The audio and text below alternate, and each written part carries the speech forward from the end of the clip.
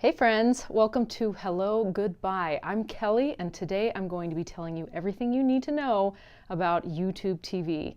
We're going to go over some big announcements they've made in just the last few weeks that might be a game changer for a lot of people, and talk about why you should sign up before March 13th, 2018.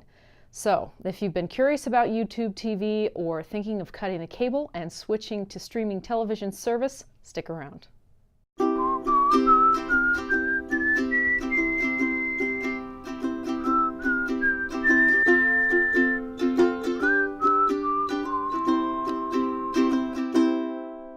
My husband and I were Dish Network subscribers for probably 13 years until last March when we moved into a new house and decided to see what it was like to go without TV for a while. We did love the money we saved, but after about 6 months, my husband really started to miss watching the occasional sports. And we both missed having a DVR full of our favorite shows to binge watch on the weekends. It just so happened that about that time, YouTube TV became available in our city, so we thought, for $35 a month, it was worth a try. We've now been using it for the past 6 months, and there are definitely things we like and things we don't. But overall, I think we're pretty pleased. In short, I think YouTube TV is a good buy for those who don't want to pay a lot for TV, have a solid and reliable internet connection, want unlimited DVR storage, the ability to stream to 3 different devices at the same time and have a wide variety of devices to stream to, or really want to have access to their favorite sports. It might not be a good buy for you if your internet is unreliable, if it's cheaper for you to bundle services with your provider, if you hate having to watch commercials, if parental controls are really important to you, or if your favorite shows are on Discovery, MTV, Spike, Comedy Central, CBS, A&E, or HBO. Now let's get into a few of the details. The first of the big recent announcements came right before the Super Bowl, and that was the release of YouTube TV's Roku and Apple TV compatible apps. We personally were super excited about this because we are totally Roku people and we've been waiting for Roku support ever since we signed up. Then on Valentine's Day, they announced the addition of 8 new channels to their lineup, including TBS, TCM, CNN, TNT, Cartoon Network, HLN, truTV, and Adult Swim. So basically, they finally partnered with Turner, which is a huge deal. Unfortunately, along with the big bump in channel availability, they also announced a bump in price. Starting March 13th, new subscribers will be charged $40 per month instead of the current $35. However, if you've signed up prior to that time, your monthly cost will stay at $35 as long as you remain subscribed. So now is a really good time to be looking into making the switch. Let me tell you what we personally like and what we don't like about YouTube TV. The first thing we like would have to be the price point. For what you get, YouTube TV offers the best price of any streaming service in my estimation. The one caveat to that is that depending on what internet provider you have, you may be able to get a better deal on TV if you bundle services. That wasn't an option for us, but it's something you should definitely look into before you subscribe. Now, there are other internet TV providers who offer cheaper tiers of service, but usually those $20 entry levels don't include any DVR storage, or you can only stream to 1 device at a time. YouTube TV, on the other hand, is very straightforward. It's one price and one package and no hidden fees. For the price and convenience of getting everything YouTube TV has to offer for that low price, I really think it's superior to the rest in terms of value. I also love that there's no contract and you can very easily cancel anytime you want. The second thing would have to be the channel lineup. Again, for the price you pay, the channel lineup of YouTube TV is really pretty good and provides my husband with all the sports he wants. Right now, they carry about 60 channels, which is significantly more than it was when we first signed up. We watched the Super Bowl via YouTube TV's Roku-compatible app, and I have to say it was a flawless HD TV streaming experience. We get most of the shows we like, and while it would be great to have Discovery and some of the other channels that are missing, YouTube TV continues to add channels that other streaming services don't yet offer, like AMC for you Walking Dead fans. So who's to say more channels won't be forthcoming? The third thing would have to be the unlimited DVR storage and device streaming selection. For those of you who are completely new to Internet TV, this is a cloud storage system and there's no hardware required, so you can access your recorded shows from your devices anytime or anywhere as long as you have an internet connection.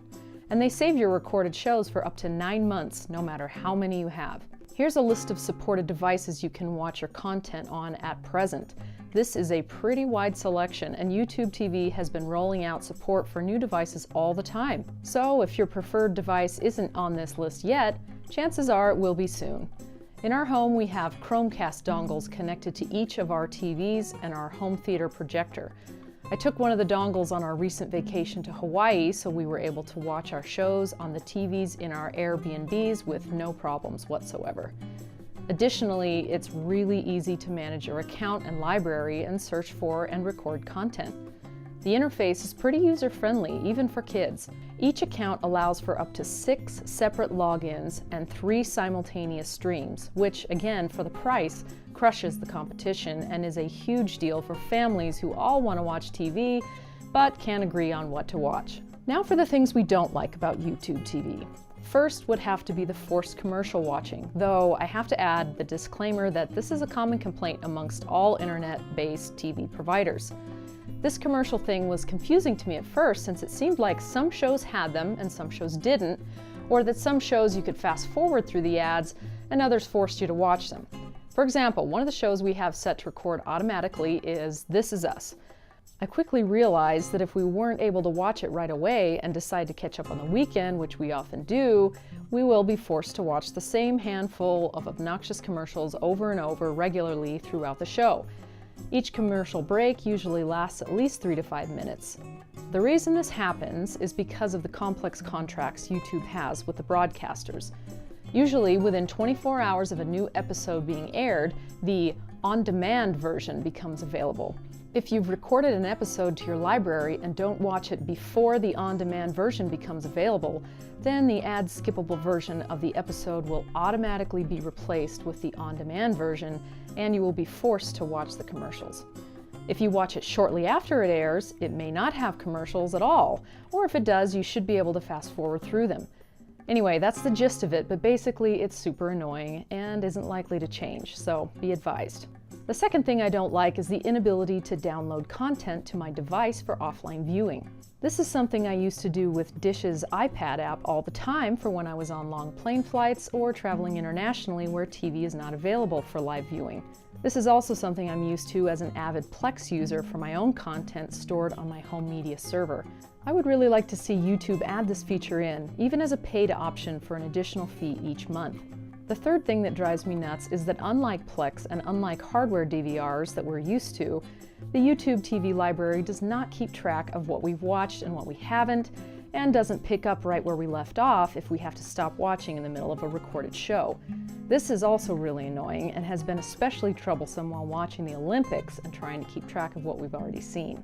You can see this sidebar on the right in my iPad app that claims it will show my watch history, but nothing has ever appeared here, so clearly they're still working out some bugs. While there are a lot of options for personalizing your library and sorting content, I think YouTube TV really needs to do a better job of helping users keep track of what they've watched and what they haven't, and picking up where they left off.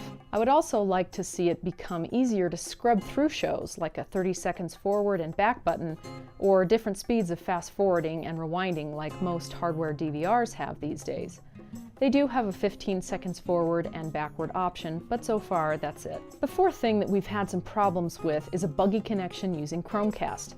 First of all, if you have an older generation Chromecast like this, which we did, it will work, but playback problems will abound. Trust me, I tried it for weeks.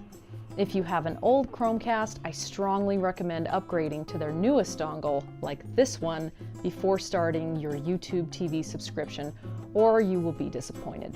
This retails for $35, but you do get one for free when you sign up. Even with the new dongles on all of our TVs, when we cast content from iPhone or iPad, it is still not a completely smooth experience.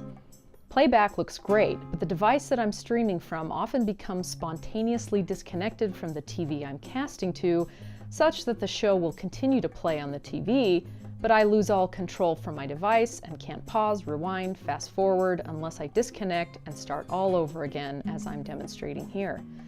It seems like this happens most often when I push the 15 seconds forward button too many times in rapid succession before the show has a chance to catch up. Also, sometimes the Chromecast freezes and has to reset itself completely. This doesn't happen often, but again, it's an issue. That being said, ever since starting to use the new Roku app, we have had no issues with playback whatsoever. The last thing I would say that I don't like about YouTube TV are the severe lack of parental controls.